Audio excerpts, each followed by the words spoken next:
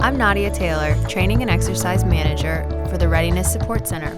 And this is Semper Gumby, a podcast about emergency management in the Corps of Engineers.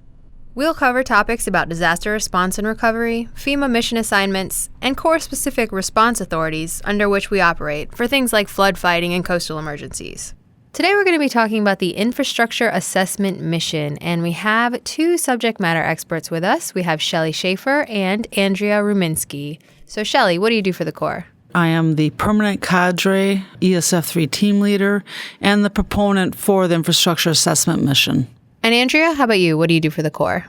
I am the full-time permanent SME, subject matter expert for the Infrastructure Assessment Mission. This is my full-time job. It is all I do. I am 100% dedicated to getting this mission, our individuals trained and funded, and writing mission doctrine, guidance. Well, guys, I'd like to start out with kind of just a basic nutshell version of IA, or Infrastructure Assessment. What is this mission? The Infrastructure Assessment primary mission is to augment local public works, Applied Technology Council 20 post-earthquake and 45 post-windstorm flood, primarily rapid residential safety evaluations. That means we are sending people out home to perform an assessment on houses to determine if that house is safe to inhabit after it's been impacted by a disaster, if it's unsafe to inhabit, or if entry is restricted to perhaps certain portions of the house, certain entryways to the house, based on hazards, both structural and other, such as downed power lines. The second function that our team can perform is to go out and be a management cell for ad hoc technical assistance. So if there's a large disaster and states are requesting a lot of different types of random assessments, whether that be a water wastewater assessment, dam assessments, levees, if they want us to go out and assess a structure and determine its suitability to be used as a temporary shelter, our team can go out. We coordinate that effort. We gather the appropriate resources, engineers of different disciplines to perform that work. A little history of this mission. Relative to the ATC, Applied Technology Council 45 assessments, we've done that at a large scale after Katrina in New Orleans. And Andrea, I'm not sure how many homes were assessed after that, but I believe it was...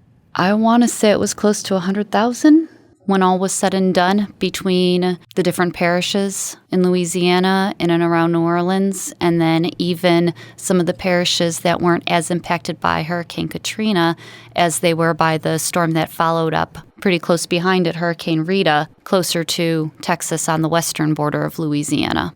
Wow, so this is a really big mission. And to be clear, this is a mission assignment we get from FEMA after a disaster like a hurricane, as you said, or an earthquake. So do we only use infrastructure assessment, this mission? Do we only get it after really large events like Katrina, like you said? Or what are some other past missions that we've gotten?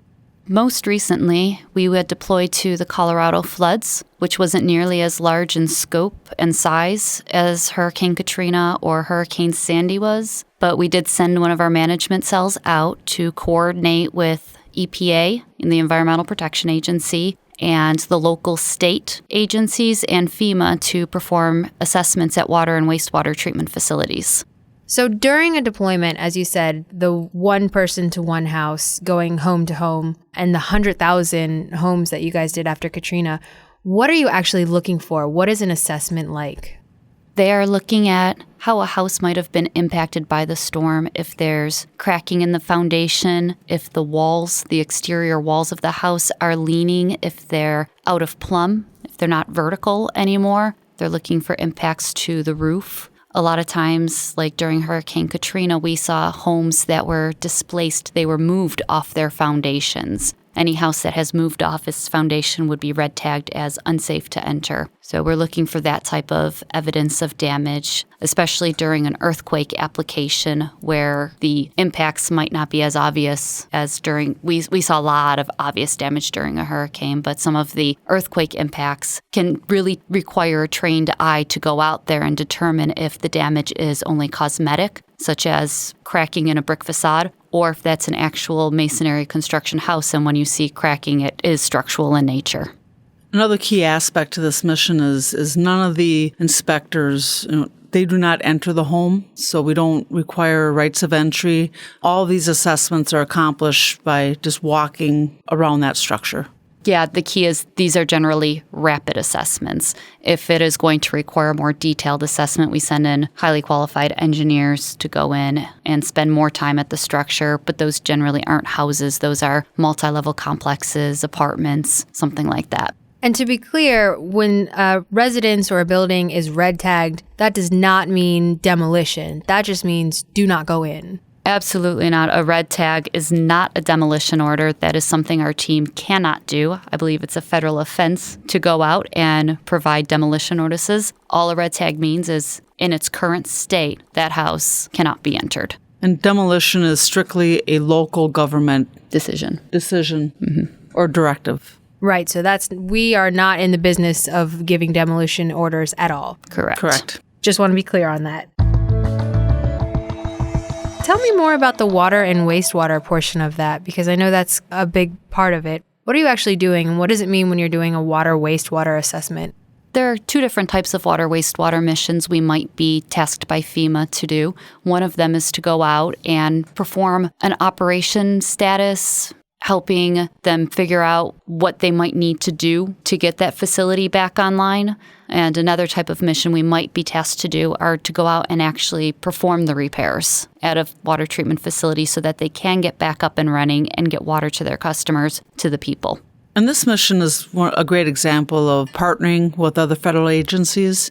EPA, obviously because of their own authorities, have a large number of water, wastewater specialists. They do this business, as normal business throughout the year. So when we do get a water, wastewater mission, many times we'll subtask EPA to deploy their emergency response water teams to support us and help us execute those assessments or repairs.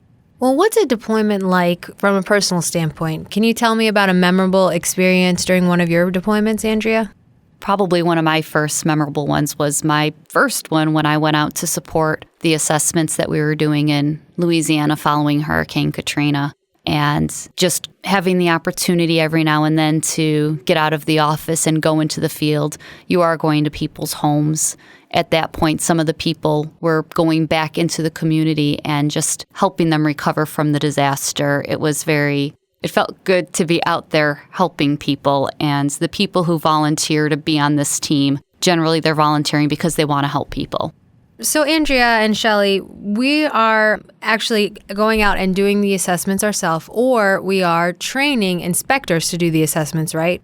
Actually, there are a few different ways we can bring those inspectors on. A lot of it depends on the size of the mission and the types of assessments we are being asked to do. For Hurricane Katrina, because we were doing those Applied Technology Council 45 rapid residential assessments, there was actually a local contract, and those inspectors were contract employees. One of our team members, our training officer, provided those individuals just-in-time training to go out and perform those assessments.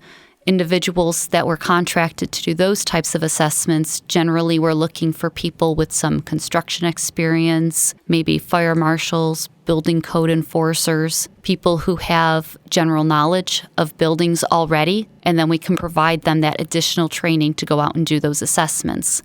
Now, if we're being tasked to manage that bigger ad hoc technical assistance mission, and we're looking at dams, seawalls, larger structures, oftentimes for that, we will reach back into the impacted district and pull people from their desks doing their day-to-day jobs, if they're able to still do them in the light of the disaster. We'll pull that expertise from the impacted district and we'll send out those individuals. A lot of times, those people might be professional engineers, professional geologists. This is what they do. It's their specialty.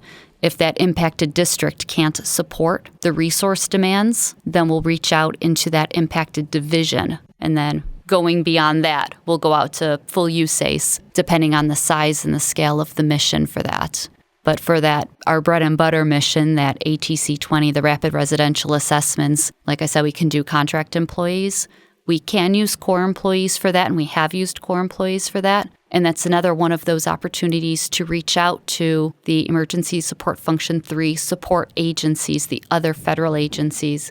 During Hurricane Katrina, Bureau of Reclamation provided some people to help perform those assessments as well.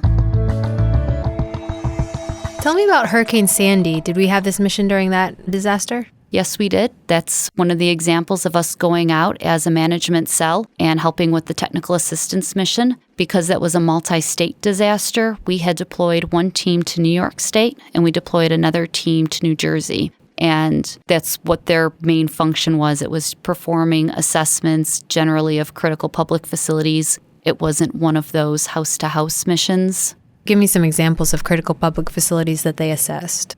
Police stations, fire stations. In New York, we were actually tasked to evaluate a mothballed, kind of dormant wing of a hospital to see if it could be used for sheltering.